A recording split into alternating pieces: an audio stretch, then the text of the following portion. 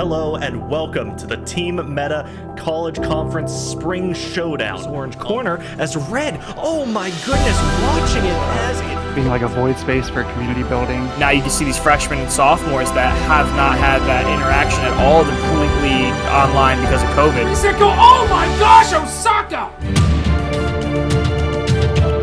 Welcome back to Age of Coronavirus College Edition. I'm your host, Chase Kurtz, and joining us today, Dr. Chris Haskell. He's the head coach and director of the varsity esports at Boise State. He's won multiple awards, two in 2020 for Collegiate Esports Coach of the Year for the National Association of Esports Coaches and Directors, and another for Esports Director of the Year for the National Association of Collegiate Esports. But he goes by Doc, so don't call him Chris.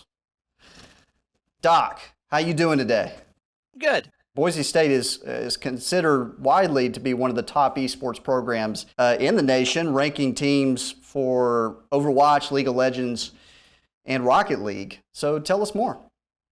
Gosh, I mean, we are a college sports program. I mean, folks who are familiar with traditional college sports would recognize a lot about what we do here. We recruit some of the best players in the nation, men and women. We bring them here to go to college and get a degree. And while they're here, they train, they compete, they prepare as elite college esports athletes to take down our foes like Nevada and Utah and UCI and some of those. I mean, it's exactly what you would expect with a volleyball team or a football team. It's really similar.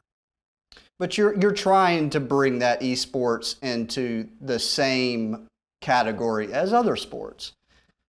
I think it belongs together. I mean, really, that's it. But it's an astute comment. I mean, we are a Division I college football program known for our blue turf in our football stadium. We have blue turf in our esports stadium as well. And so that language, that vocabulary, visual and otherwise, has a big impact on how we're seen on campus. So the more we behave like a Division I athletic program, the more benefits our students receive, the better the experience is. And that's just how we build it here. It's similar to a lot of other Division I schools like Utah and Miami, Ohio, but different from a Maryville or a Harrisburg, which doesn't have the same, athletic profile. Right. You actually won an award in 2013 for it was an innovator award. Oh wow! You went deep into the vault. I went deep. I had to. I had to give us something extra here. International Association for K through 12 Online Learning for QBL. And what is QBL, and how is it different from traditional ways of learning? I'm gonna reward you for doing such a deep dive here. By putting all of your listeners to sleep. No, QBL is quest-based learning, and it basically is borrowing the methodology from video games in how they deliver new objectives. Video games are really good at teaching us how to learn the structure of the game. If we're playing a big MMO, we begin in the small village where we have to go talk to the person, where we gain knowledge on which keys do what and what the exchange of information and quests and money is. It graduates where you are. And so we did a lot of research, my colleague Lisa Dolly and I, into quest-based learning and built out a tool that you could essentially take a class and turn it into a game, with levels and achievements, with unlocking different branches of the storyline and curriculum. We built a way to do that with a class and used it for many years. So yeah, that's kind of my roots in higher ed. I find it actually very interesting because you're doing awards based. What is there to learn in regular traditional curriculum other than I got an A? And so I guess I passed. We said all the time, we're making education game based, and it was always a game, but it was a lot more like Monopoly than it was Elder Scrolls, right? It was a very finite set of rules that benefited certain players and kind of disadvantaged other players. Honestly, the game of school is easy for those who have a strong home structure that helps to regulate the completion and the preparation for education. But if you do anything else, if you're an athlete, it's much harder. If you have to work, it's much harder. If your home life isn't perfect, or you don't have structure at home, school's very, very difficult to be successful. I kind of actually still work in that space a little bit with the students in our esports program, because I have to be in tune with their educational success, because that's why they're here. And they they can't stay and they can't play if education isn't going well. We're not a professional organization, we're a college, so we want kids to graduate. Want to give them that incentive. You have roots that have led you to this moment of being a coach and being a director of the esports program. But what other inspirations came from that? How did life lead you there? Honestly, when I started researching esports, it was for a keynote. That's part of that former life in educational gaming is I just did a lot of speaking about educational gaming. And so I was looking for a new angle, a new keynote. I was being asked to come back and keynote again at conferences, 4 or 5 years later than I had done the first one. And I didn't want to do the same topic. So I was looking for a new one, and I started researching esports. And I reached out to Mark Deppy and to Kathy Chong at UCI. I reached out to AJ Dimmick, Kurt Melcher. I started reaching out to all of these folks at different universities and saying, teach me what you can about this. Mm-hmm. And it was in that process I discovered it was Collegiate Esports, which was only about 20 some schools at that point, was about to become massive, that there were tons of folks coming in, Michael Brooks at NACE, and many of my now colleagues who had gotten in a little bit earlier, Glenn Platt at Miami, Ohio, all were very, very open and shared everything that they had. And I took that idea forward to the university, thinking someone at our university could launch this program. It'd be very successful. It was kind of a gold rush opportunity. I didn't move out of the way quick enough, and it got pinned to me, which I love. I'm very, very happy to spend time in this space, but I certainly don't think I was the most qualified in the time. I've been the beneficiary of outstanding people who continue to teach me what I need to do to be able to do this job. But the students included, right? The students continue to teach. They heard this saying. It said, "Every man is a teacher and a student." Let's hope so. It's like a feedback loop. You can't teach somebody without learning something from them as well. What I'm really interested in is this really cool studio behind you. I gotta see. If you have a little bit of time, I'd love to see like a little bit of a tour. So I'm sitting up here because the lighting is good on our broadcast desk. So for us, the biggest part of our program, or at least the most visible part of our program, is what we do with broadcasting. We discovered early at our school that no one was going to tell our story better than us. So broadcasting is hand in hand with competing. So we have built both of those sides equally as we've gone. So this is the Game Pants, the Boise State basically battle arena. It's one of 3 spaces that we have on campus. Oh, wow. This can host up to about 24 machines, but this is where we broadcast and compete from. So our players will come down and compete from this space when they have games. Adjacent to it is, the standard interview set over here. On the production side, just adjacent to the stage here is the piece that makes most people drool, which is the control room. This, can house as many as 5 people masked right now. And we broadcast about 40 hours of content per week from this space. But directors, technical directors, replay editors, we've even got stations for observers in the space. And we put together a big broadcast space. The wall of fame of our students who have graduated. It's the only way to make the wall of fame here. And then the rest of this space is kind of like spaces you've seen before. They are for our preparation and performance. The stage behind me here is where our players play. We can build a second stage in here. It's just not built right now because we just are not doing a lot of head-to-head competition in the space. Right. I'm backstage where the student lockers. There's some coaching monitors up there, and head up to the stage here where our players play on blue turf, state-of-the-art Omen machines and 25-inch monitors and 44 hertz, monitors. And this allows us to have fans in the space, and sit out there and cheer and ring cowbells. And it allows us to elevate our students physically and metaphorically as they hone their craft and they play for our university. It's a wonderful space. We're unbelievably blessed to have it, and we make use of it every day. I mean, every day we make use of this space. It's pretty awesome. Well, you got to. And also once all the COVID restrictions and lockdowns are just completely demolished and over, it's going to be even more amazing.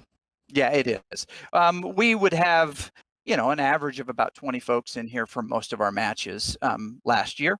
And we anticipate that we'll get to that stage again. So good. Yeah.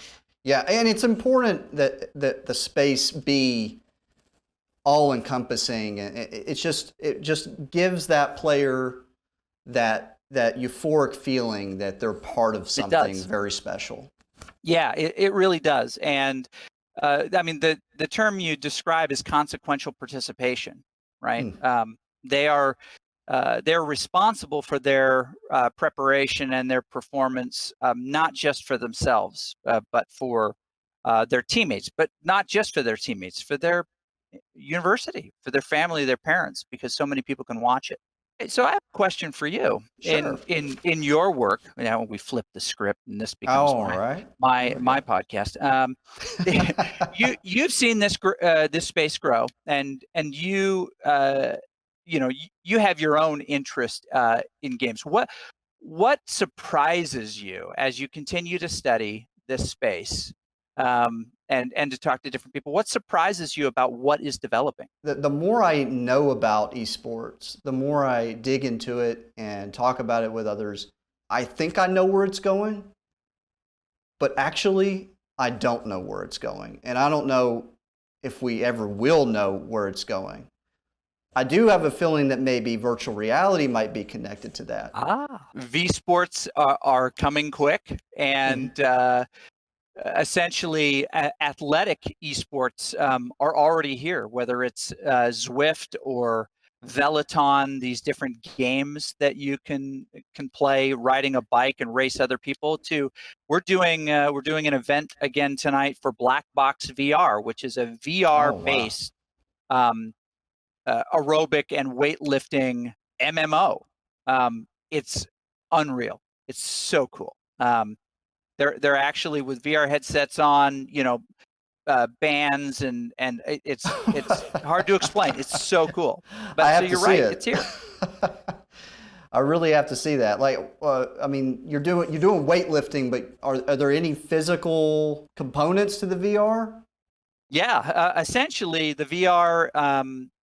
You're in a small black box, essentially, that has a computer-adjusted set of resistance pulleys that they're basically behind you, and so the VR will have you turn around, reach forward, and grab the things, and you'll do just kind of lat pullbacks, right? And then and while you're doing it, you're shooting lasers at these incoming bots that are coming at you, and then you're taking and deploying one of your champions. But in order to get your champion out there, you have to do a different exercise, and so you're kind of in this race against time, and it's unreal. It's so cool. But the layering of these things together, and then of course all we need is a reason to compete, right? Let's see who's the best at defeating this boss. It's all part of the continuum of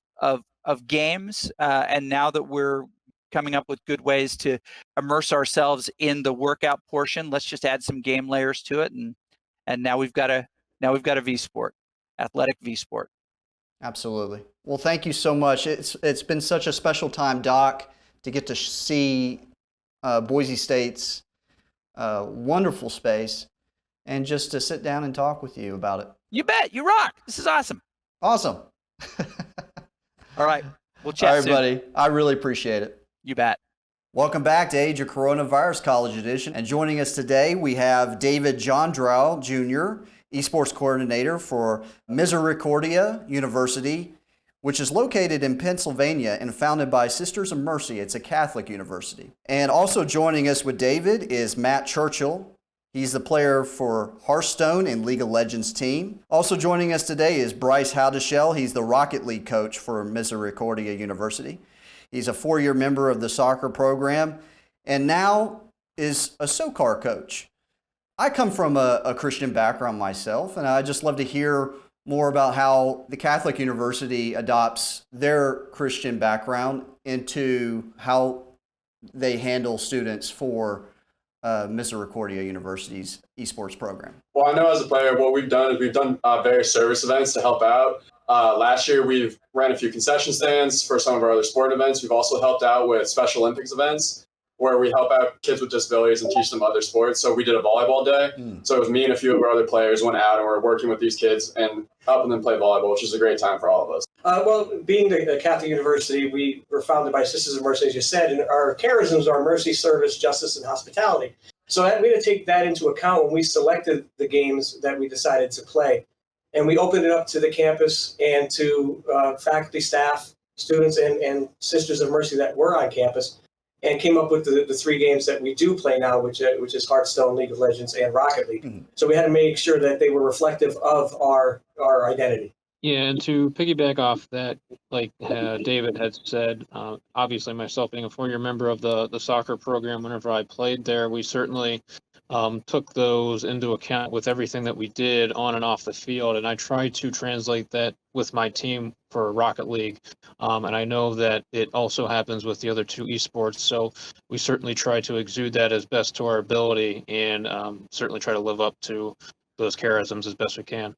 David, when did you start actually coordinating with the program? Well, the start of the programs began at the spring of 2018, where we kind of raked our esports leads into a pile to figure out what we were going to do with esports. We knew we wanted to start the program, but we weren't exactly sure how. So from 2018 into the fall of 2018, we polled faculty, staff, and students to see what level of interest we had, and we found that we had a great level of interest, that most of our athletes and students were playing some form of esports, but not formally. Right. With the university. So, like I said before, we took our charisms, applied those to the games that we decided to play, and we launched the program in the fall of 2019. And unfortunately, with the coronavirus, that was the only full semester we were able to play a complete season of esports. We've moved forward with it. We continued to play in the spring of 2020 with some charity events and finish up the league. And in the fall of 2020, we continued to play, but mostly tournament play, nothing really structured, because some people were playing, some schools weren't. So we were kind of just getting any esports gaming action that we could and get it. So we live scrimmages, etc. Right. And for me starting out, I was just walking around campus one day and I saw a flyer for esports and said a meeting. Come to our gym some night at like 8 o'clock. I went in, got there a little early. There wasn't too many people there. That's kind of what I was expecting. Got closer to 8. All of a sudden, we got like 15, 20 people showing up. We were all trolling the door and had that meeting. I was like, oh, this would be like 25, 30-minute meeting. I can go get homework done after this and go get food and stuff. Went for a full hour. I had a whole bunch of questions after. I got like super invested because for me, I just played video games for fun like my whole life. I didn't really think too much about it. But then after the meeting, I was like, wow, I want to be on this team. I actually have to start trying these things. And I started like progressing myself, and I've really just found a more intense love for just playing video games. It's been great. Yeah, and I myself came in a little later in the process. our athletic director, Charles Edkins, was my head soccer coach at my time there, and now the athletic director. And just through conversation from lunch, we kind of talked about how they were starting up a program, Rocket League being one of the sports that they were looking to add. I myself played it quite frequently at the time, and kind of took over from there as far as the head coaching role. So just bringing in my background previously from playing soccer and trying to bring that into the coaching realm in esports, just trying to transition as best I could and offer as much as I could with the other sports that we have going on with esports. And it certainly has taken off in a big way, and hopefully continues to do so. And we see it throughout the country and the popularity it's gaining. So looking to try to be competitive as best we can. What were the kind of setbacks that you experienced in more detail? And then also, what were the surprising positives that came from this period of time for esports? At the time, we were actually in a Hearthstone tournament. We had finished about, it's usually 8 matches. We were on match 4, and then quarantine happened. And all of us are from very different places, so we had to adapt to that. Like, I'm from Florida, so when we have these matches, I would be at my house. We'd have one person in Pennsylvania in his home, another one on the other side of Pennsylvania, basically. So we'd have to chat through Discord and communicate, which is very different than us all looking at the same TV screen right next to each other, sitting together and being able to face-to-face converse. But over here, we don't get to see other people's reactions, what other people are thinking and everything. And sometimes it just made that effort of communication a little bit harder. So that tournament was just a little more struggle, but we eventually did figure it out and finished relatively well. I believe we finished 4-4, so it was still pretty good for us. But then after that ended, maybe 2-3 weeks later, our esports director time, Greg Lewis, told us about this charity fundraiser for the Gamers vs. Cancer, which for me, I thought that was a great thing to help out with. I saw the email pop up just on my phone. I was like, oh, just another email. I'll just go read it quickly and see what it is. And then I read about it. I was like, wow, this is something we really need to get vested in. So I sent it out to my whole team again to make sure they all saw it so we get more notice. I sent it out to some of my other friends that are on the esports program on other teams, and slowly just grew. And we weren't thinking too much about it because, like, we're a small school in Pennsylvania, and we're up against schools like UNC Charlotte, UCLA, Florida State, all these big name schools where if you say their name, majority of like people across the nation are going to know who they are. If you say our name, that number goes down way lower. And we beat a lot of those teams. I remember, I think it was the second round, we beat Florida State. We beat UNC in the first round, and it was just crazy. We raised so much money just from our small little team going on Twitch and promoting what we do and what we love to other people and just asking for them to help donate to this amazing cause. I believe we raised over like $12,000, I believe. I don't remember the actual number, but it's no big deal. But we raised a lot, and we finished 4th, losing to the UCLA, who went and finished in first place, which that just like put us on the spot. We were on the map now. We were a strong program, and people started to learn about us, and it was just a great feeling for me. And I know the other guys who were in it felt the same way of just, hey, we did something amazing for our program and for other people who are suffering from certain things like cancer, which can affect so many people, and probably so many people know a lot about it. Yeah, some really good stuff, Matt. And, obviously at the onset of the pandemic, it was a very troubling and confusing time for everyone involved across the world, and really tough to know what to do and how to handle things. Now, obviously what we found out, and the beauty of esports is that you can compete anytime, anywhere. So certainly shows our strengths and flexibility with our sports and the community that we were able to work around that. And even though the shutdown temporarily set us back in the spring of 2020, we gained quite a bit of traction afterwards and able to start again competing in the fall, where our school wasn't able to compete in any other athletic activity other than esports outside of just practices. So certainly shows that we're able to adapt very quickly just based on the nature of our sport, and able to continue with our activities and be able to compete in competitive competitions. From a physical standpoint, I don't know if you can see now, Matt and I are socially distanced, but we're separated by a barrier. I see now. In the middle. So we needed to, working with our facilities department, with tape measures and protractors, able to see how many actual athletes we can get into this room. So essentially we cut it in half. We about 15 machines in here, we get about 7 athletes socially distanced and safe in the room. Yeah, that's really thinking ahead. Getting back to the difficulties in communication in the games, I was just wondering, because I haven't heard anything about this, but was one of the difficulties the fact that you could have a delay in communication while you're playing the game? I believe that could definitely happen for sure, because just using technology nowadays, there always are some glitches. Like gaming, we know people always have these fancy computers. We have super amazing computers in here. I play on a Mac at my house, and anyone knows that it's a MacBook Air. It's not made for gaming. It sounds like it's going to explode. The fan is going so fast. Right. And like I'm trying to play League of Legends on there. At some points, like if my parents get a call or something, I'm dropping down to like 15 frames per second. So like I'm lagging, and like me trying to talk to my team is just going all haywire. So it's just been a big change and having to like really adapt to like these circumstances and just doing our best with what we're given, because we're not always going to have the most perfect scenario in life, and just learning how to work with what you have is just a really important skill to have in life. You may be the first person I've heard that's an esports player that plays on a Mac. Yeah, it's awful sometimes. Since like with esports, I was like, hey, I'm gonna save some money and work on building a PC. I actually kind of need it now. All right, thank you everybody for coming on the show. We really appreciate it. Thanks for having us. Appreciate it. Thank you.